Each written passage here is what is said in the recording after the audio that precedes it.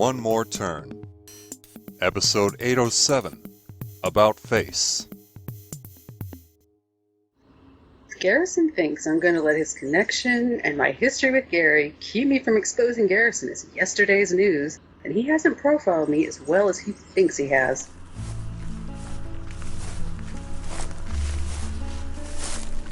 Brought you into our lives here with good intentions, Caden, but with disastrous results, to say the least, especially for you. This time, let's hope my bad intentions to bring someone else into our lives bring positive results instead. Who? Who do you think, Hudson? I did not startle you. I heard someone approaching from behind me. How did you know it wasn't someone who wished you harm, Riley? How did you know it was me? Your deodorant has long carried a scent stronger than most cologne I've come across. With your dating history, I'm not convinced that's much of a comparison. Way to keep it classy, Hudson.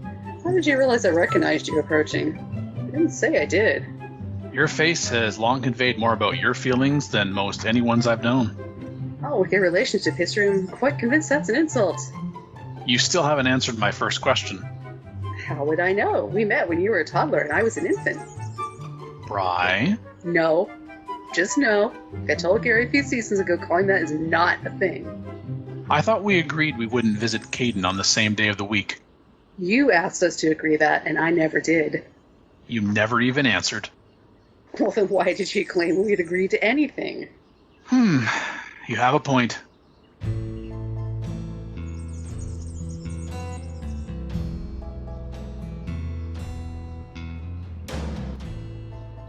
What's so amusing? You know I didn't have to tell you I know how to read your face for you to know I know how. So you acknowledge it as possible for someone to have a point beside yourself? Of course he told you about that. Told you about what? Caden said that to me, word for word no less, not long before he came to rest here. How sensitively put. I just thought it would have been something he would have said to you if you had said that to them. I think you know that I already know that. So, you are not going to answer my first question? For you, from today. If you turn to look back at the direction you came from, you'll have your answer.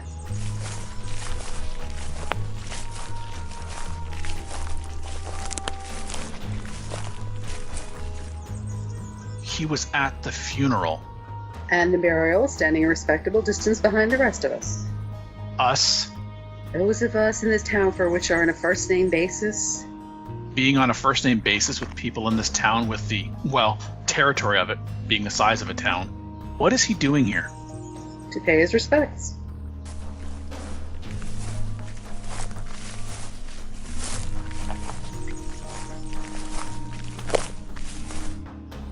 I know he was the last person we know Caden was aware of being around. And the first person to attend to him, yes. But as you alluded to, he's already paid his respects and then some. Does he do this with every patient he has ever helped? He's not even a... Don't stop what you were going to say on account of my presence. No? Fine, I'll finish it for you. We all know what you were going to say, doctor. As in, he's not even a doctor.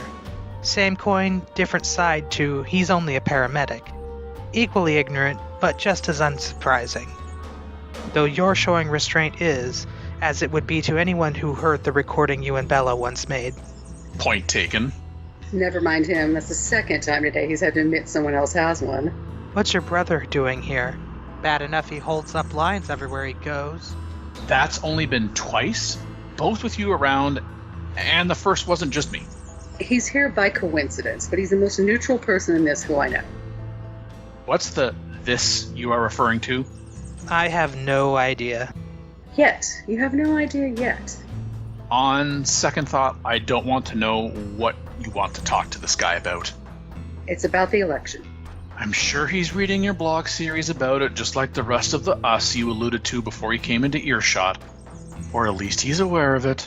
I'm more than aware. I subscribe. So you know all about how interconnected each of the candidates are? Their managers? Very. But I didn't need to read any of your work to know that. You're all pieces of work. No, sounds like something I've called Avery once or twice. Twice. What? Max said so when he called Avery that himself 4 seasons ago. Again, I read your face. Either of you bothering to read mine now? Avery, mayoral candidate. Bella, campaign manager. Similarly, there's Evelyn and Bella, Pedro and Garrison.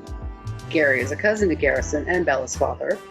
Evelyn is Bella's mother and Gary's ex-wife. Garrison is Bella's godfather. Bella is Carson's wife. Carson is Caleb's brother, and Caleb is an ex of Bella. Talk about overlap. I'm also a Bella ex. I'm Carson's former business partner, Caleb's business partner. Gary's my former lawyer. Yes, okay, I know all that too, but none of that connects you to a mayoral candidate directly. I'm dating one of them. Avery, of course. How could you think otherwise? I don't. My face didn't tell you that. No, but his did, right after I started reading it. Setting aside why you're dating Avery, of all people, for the moment, why tell me of all people in any moment? To point out that you don't have all the connections figured out. There's also Max, Nora. Which I also learned from profiling the mayoral campaign managers as you encouraged to happen. Max is volunteering for Evelyn's campaign and Nora for Pedro's. I think I'm more than reading your face now, Riley, and that's where this guy comes in.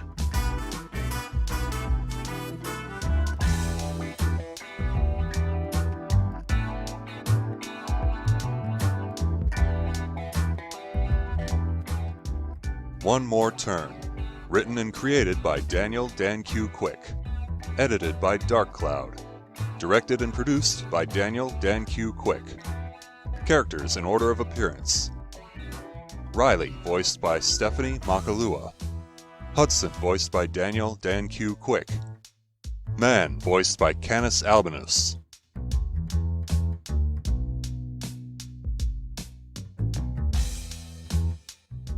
Sounds courtesy of freesound.org. Music by Kevin MacLeod. Voiceover by Sedgwick.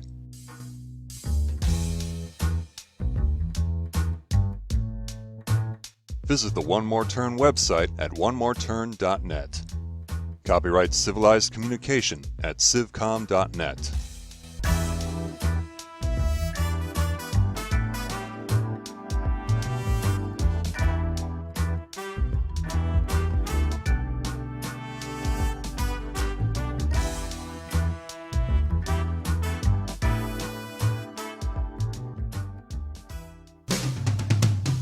On the next episode of One More Turn. Oh, that guy. Wait, no, that doesn't really clarify anything. When was this? Neither of them know that you're pregnant, though, or who the father is. If they didn't know I was pregnant, why would they even think there was a father? Point taken.